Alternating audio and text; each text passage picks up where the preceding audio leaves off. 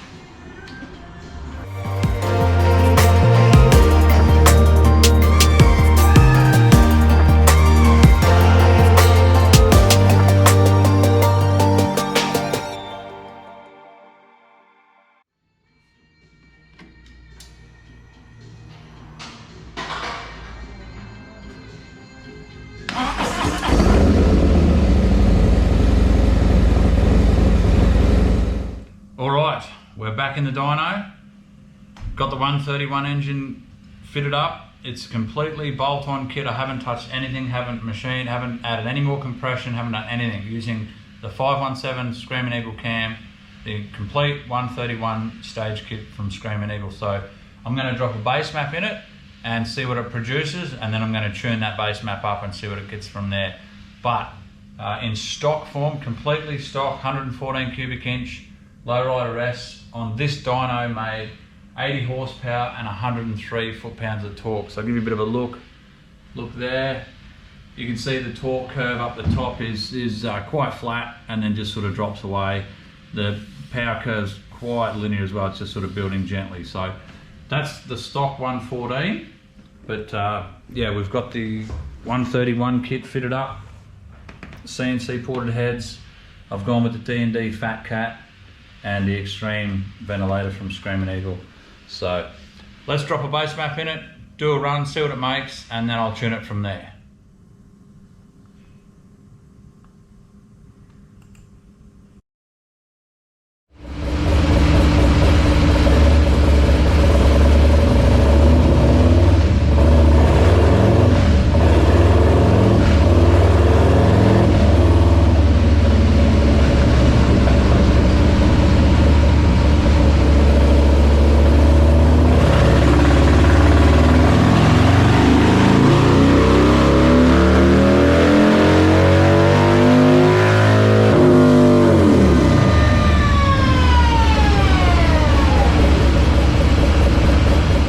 I don't know if you heard that at the start there, but it was a little bit lean as expected, and but it made more power than I thought. We're up 52 horsepower, so we went from 80 horsepower to 132 horsepower, and 103 foot-pounds to 130 foot-pounds. So what's that? 52 horsepower and 27 foot-pounds.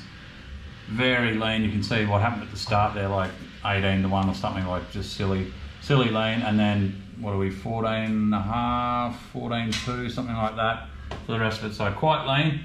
We'll address that and get into it.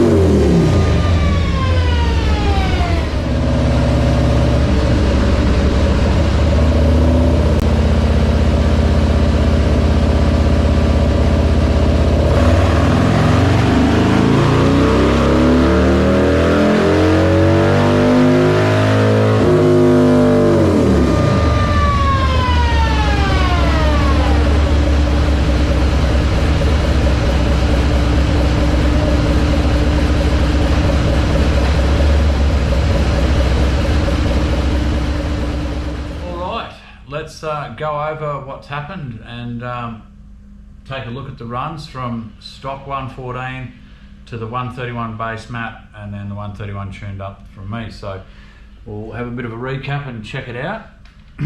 Okay, so the blue run here, the dark blue, what you're seeing is the stock run of the 114. So it was 80 horsepower and 103 foot-pounds.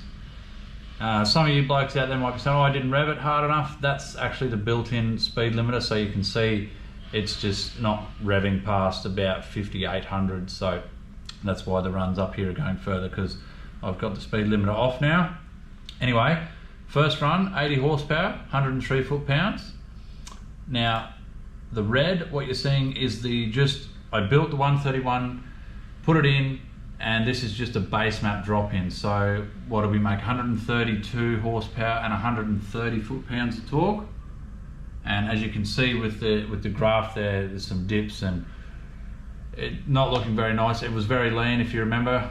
And then the dark green one there is what I've just finished tuning up. So 137 horsepower and 141 foot-pounds of torque, and as you can see, it's like between the base map here dropping off through there, like it's very ugly, but nice smooth torque, It's actually it produced a little bit more than I thought, but it's still going to feel really good on the road, I hope. But as you can see, a bit of a timeline there between stock, base map, and then what I've done. Okay, so that's part 1 of the series done. Part 1 of hopefully 3, maybe 4. I am going to do a cam swap shortly and see what happens there. I know we're going to make a bit more power than that. So I'm going to swap out the 517 Screamin Eagle cam to a Cyclerama 512, see what happens there. And from there, once that gets boring, we'll add some compression because as you know, this is just a bolt-on kit that I've done, and we're going to add a lot more comp to that to really get it up. So make sure you hit the subscribe button, turn the bell on so you get notified of when the changes are uploaded, and you guys can follow along with the timeline of the build and the changes and all that sort of stuff. But I hope you guys have enjoyed it. It's been good for me, I hope it's been good for you. But until then, we'll see you in the next one.